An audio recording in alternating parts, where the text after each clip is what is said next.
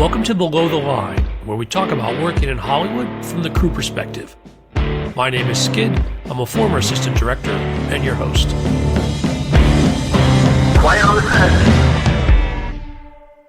Today we're talking about The Dead Don't Hurt, an indie western written and directed by Viggo Mortenson, who also stars in the film and composed the score. It had a theatrical run earlier this summer and is now available for streaming. My guest is costume designer Anne Dixon. Anne, welcome to Below the Line. Thank you so much for having me, Skid. This is fabulous. Oh, good. I'm glad you're here. This is going to be a fun film to talk about. A warning for listeners, though, today's conversation will contain spoilers, so go see the film. But before we get into the film itself, Anne, talk about how you got involved with this production from the start. I got started with the Dead Don't Hurt, which is actually a gem project. It's like a dream project that any costume designer would want. I've worked with Viggo in the past. I did his first film, Falling. So once he got the funding for this and he tried, we were working on it for nearly a year, I guess, before, and just doing some research and so forth, because independent filming is hard to do and to get all the pieces of the pie. So, which in a way was a blessing, so that I could really delve like completely into all the different areas of the film. I've worked previously with Carol Spears, and we have a real symbiotic flow of ideas and so forth. And she's a production designer on the film. And had she also worked with Viggo before? She did also Falling, but also she's done just about all of David Cronenberg's films, I think, except one of them. So there's quite a few in that roster. And of course, Viggo's done quite a few of David's films. And that's how he met Carol. And then once his first film came about, then he thought for sure right away about Carol. And then Carol said, okay, well, what about Anne as costume designer? So that's kind of how I got into the loop with Viggo. And then it was, it went so well with Falling. Then we just all jumped the same creative team on The Dead Don't Hurt. Now, when the budget came together, tell me a little bit about what sort of production time frame you had. Being an independent film, it's really difficult to get all the financing in place and the pieces of the pie. So I did on my own a lot of research previously at the beginning. And then I went to Spain to go and do a preliminary pull of costumes. It's a co-production with Canada and Mexico, England, Denmark. So I guess it's more than a co-production, but a few people involved, but it was mainly Canada and Mexico. And we shot most of it in Mexico and prepped most of it there. So anyways, Mexico City doesn't have any huge costume rental houses that have period costumes, because the whole film is set in the 1860s and a part of it in the 1830s. So at the very beginning, I have a previous relationship with Paris Costumes in Madrid. So I went over there and my assistant and we pulled like crazy without even knowing what kind of background numbers we had and how many we would do this, because locations hadn't been found yet, or all the technical parts weren't even figured out. But I had the script and kind of could think, okay, we'll probably have these types and so forth. So we just pulled and pulled and pulled. And then we went to Mexico City and we prepped there for about 6 weeks, I would say, with a crew there and building some of our leads. Then I had a crew in Durango, which is where we moved afterwards, which is at the bottom of the Sierra Madre, and a team was working there. I had a team in Ontario in Canada, because we shot a few days there. And then I had another team in British Columbia, which is the western part of Canada, to shoot some of that stuff there, and then coordinating with Spain at the same time. So a few time zones and lots of Zooms. Thank God for Zoom. And And I have to say, it was a first to try and do like even dyeing fabrics and not seeing it. It was like through Zoom, and it's okay. Can you put it closer to the camera? I can't see it. It's like, oh, okay. I think it's a good color. Yeah, I'll go for that. Those were some of the challenges, apart from a few others. But Yeah, because of that time frame on shooting, only doing a couple of days, all of this prep and organization had to be going on at once. That sounds like you're in one place where something's yeah. happening, but at the same time across the continent, there's going to be these other shooting very soon on top of that. Exactly. Or, or get like Paris made a whole variety of dresses for us specifically to and which was amazing. And then we had our background all of a sudden started coming in and being cast, and it was like, oh, we don't have enough sizes in certain things. So there'd be these SOS calls, in the middle of the night for them. And it's like, okay, you need to ship us these, or we need to have these. And they were fantastic. So they're saviors. Well, tell me more about your relationship with the house in Spain, because it does seem certainly there are costume houses closer that might have had these materials, but was it your relationship, or was there something about the way this was priced out, or the fact that it was a big European co-production? One is a past relationship, and they make it extremely easy for a designer to work with them. But the other is also to, again, being an independent film, the tax credits and the spending had to be in certain countries. And Paris has a pied-à-terre in Mexico, so we could then do the financing through Mexican accounts, even though I was going into Spain, but they would ship it there, and then I would gather it from their office, their satellite office in Mexico City, and then it would become Mexican expenditures, which instead of going to LA would have been a lot easier and a lot, time frame and everything, same more or less time zone, but those were some of the reasons why that happened. Yeah, I'm aware that it can be difficult to stitch together funding for these independent projects. And again, even with Vigo as central and being the draw, this is not a regular Western, and in some ways was probably challenging for folks to understand what they were getting into. Um, the thing is that financiers usually, want to do some superheroes or some very action-driven type films, but this is more of it's a Western, but it's predominantly from the female side of view of it, from Vivian's point of view. And it's a love story at the same time, and it's about two foreigners in a country. So I think it's Vigo's always very poetic, and I think it comes through in the film. So it's not the exact straightforward type of Western, but there are definitely some elements in there, and there's a couple of good shootouts and chases, but there's also a lot more other depths to it as well. Talk to me more about some of the specific challenges of filming. And again, you've established that we've got a low budget, we've got limited resources, a lot of shoots going on, but just in accomplishing this kind of film at this scale, what else was difficult? I think what is absolutely spectacular in the film, some of it is the scenery. I mean, the locations that we went to are breathtaking. I mean, in some ways, what was interesting is that we started our first day of shoot was actually in Ontario during the fall with the colors and in the maple trees and so forth. And we really got a good taste of and some visuals that were stunning. Then we flew across the country and we went over to BC by the ocean. And then we shot the end of the film, actually. So we actually knew visually and textually what we wanted. And then we went back to Mexico, and then we were at the bottom of the Sierra Madre. So, and then we shot the rest of it to kind of echo it. But these breathtaking places, of course, you have to hike to it. You have to go by horses. We had these dune buggies that were like amazing in Mexiquilo. And I thought, where the heck are we going? Because I hadn't seen the locations because I was busy prepping. So we get there and I'm thinking, oh my God, this is gorgeous. But ate so much dust just getting there. It was like unbelievable. And it helped with the breakdown of the costume. So there was a good side to it, but to get the stuff to it there was a little challenging. Well, horses I know are very difficult to work with, and honestly, I'm surprised that a low budget film can really invest in horses because this is a lot behind the scenes in getting horses on set.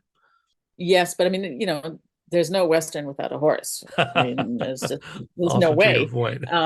And I mean, the beauty of it is that in the madness of filmmaking, first of all, horses really ground you, and they're such amazing animals, and they really are calming as well. And it makes for a set that will be very calm and no surprises, because you can't, once you spook a horse, then that's it. It won't do it again.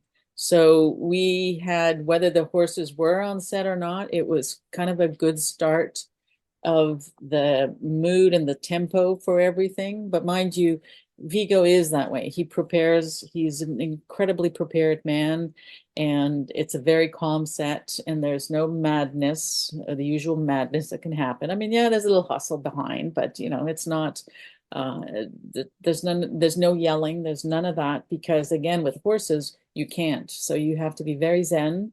And then we had the beauty of having Rex Peterson, who was our horse wrangler, master guru of horses. And thanks to him, he was able to guide us all, and the actors as well, and to respecting the horses and making sure that we got the shots that we needed, and we got what we wanted. And I think we did. And I mean, to the point that how much Vigo respects, first of all, Rex. Rex came out of semi-retirement to come and help us with this, and help Vigo predominantly, and that was why. But also Vigo actually names every single horse in the credits at the end.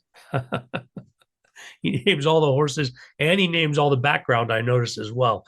It suggests that he has a lot of respect for even the smallest elements, how this comes together. Absolutely.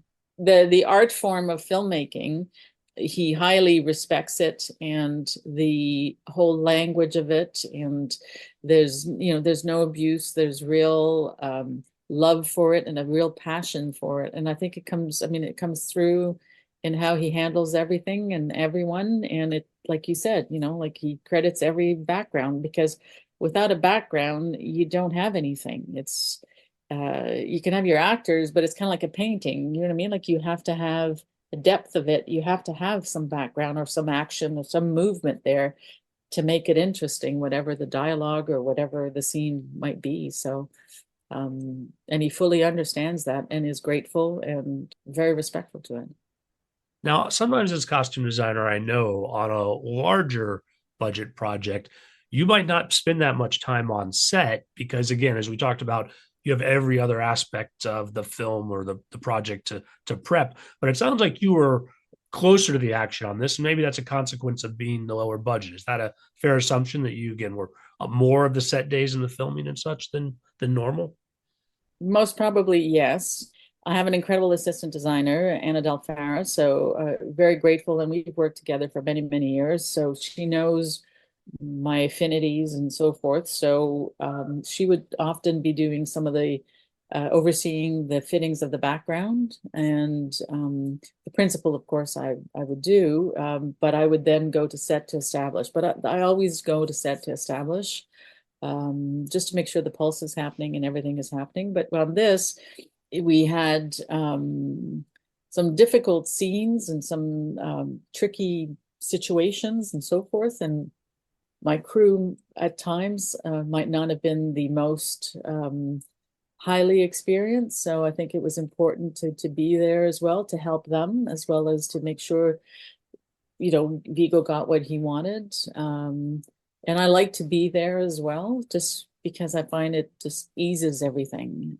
So yeah, and then I mean, going to when we shot in Ontario, of course, I had to be. I came over to do that and to oversee my crew that was there. The same with BC, and while everything else was continuously being prepped in Mexico, Anna was taking care of that. And then once I arrived, you know, calmed down a few fires and fueled a few others, and we kept going.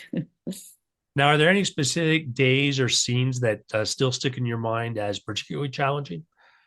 I mean, I think the days with all the cowboys, I mean, it's always, I mean, whose heart isn't all, into a Western and doing cowboys? I mean, that was fun. But, you have the element of not just all the gear that's on them, but for them to be on the horses as well. So that was and then we lined them all up, making sure that they were okay.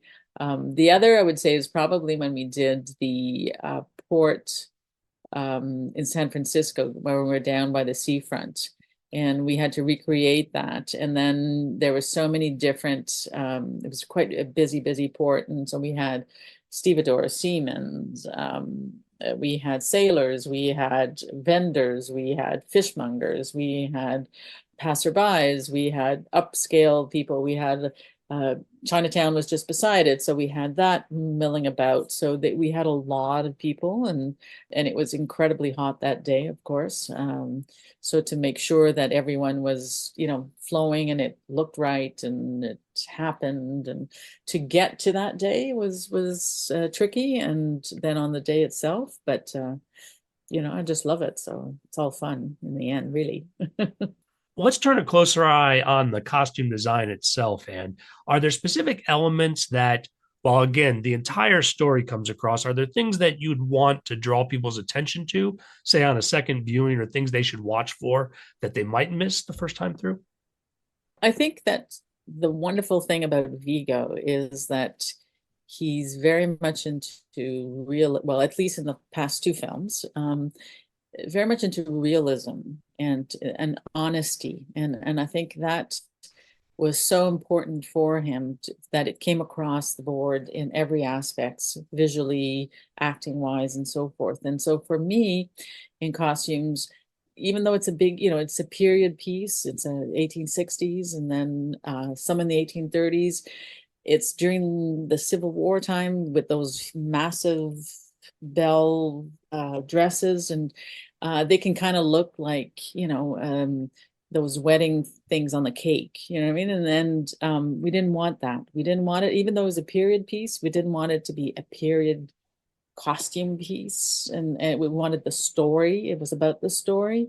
So visually, I just toned it down and took some artistic license. And even the dresses in the high society in the 18s in San Francisco, the hoops, we made them a little bit smaller, just again to visually, it's there, the width, but it's not overtaking. And also in the decorations of it, and the hats and so forth.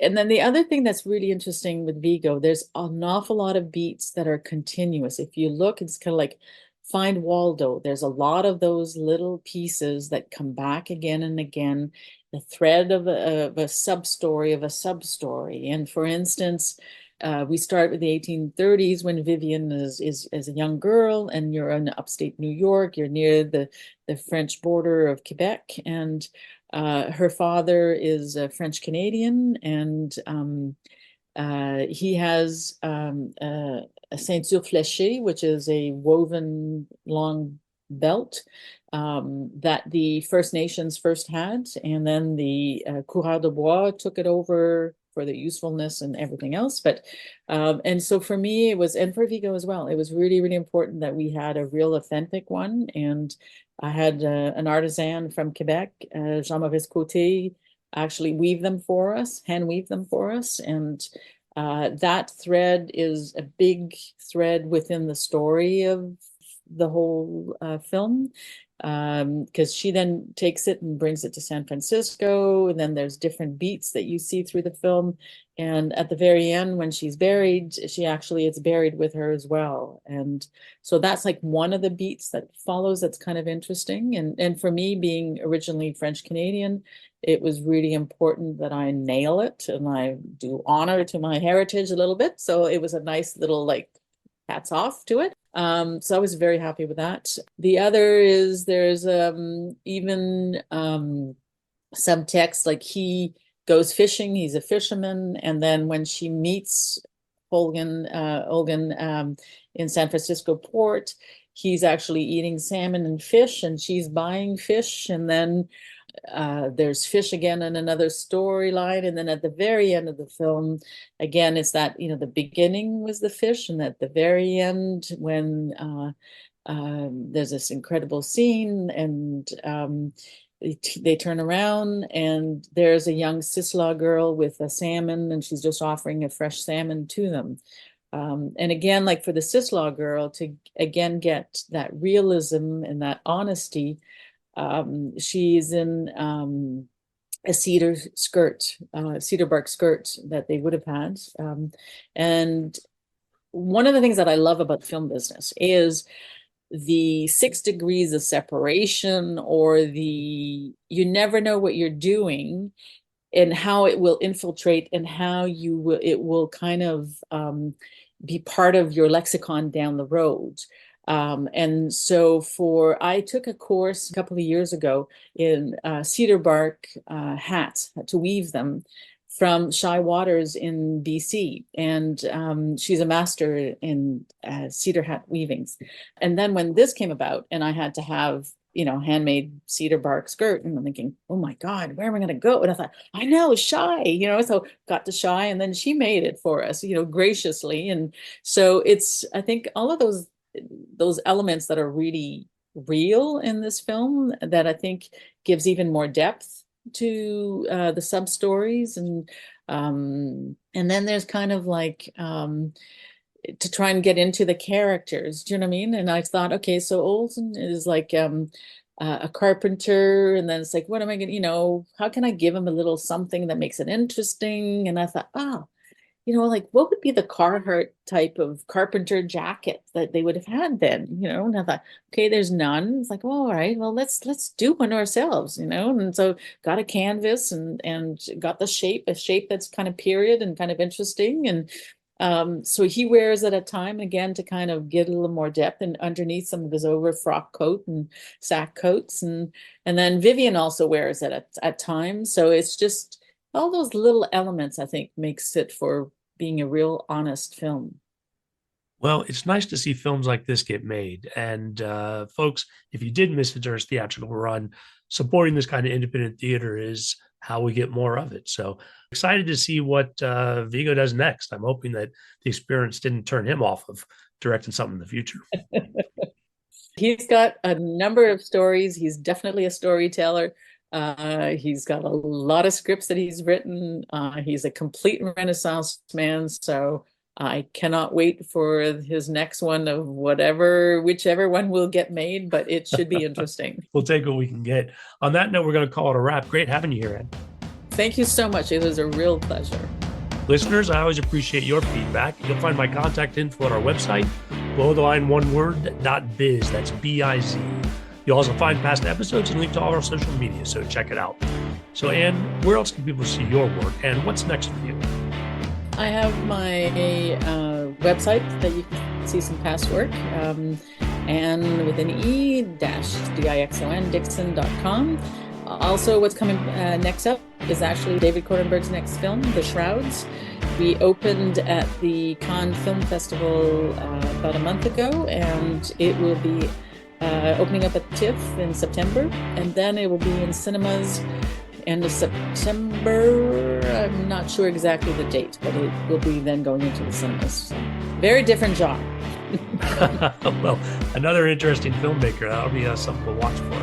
My closing credits, thanks to Curtis Five for our music, John Wan for our logo, and to all of our listeners, I appreciate you.